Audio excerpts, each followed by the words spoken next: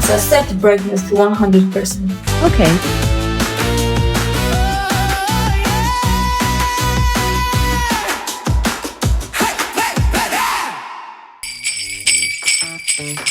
Hey, hey, hey, hey.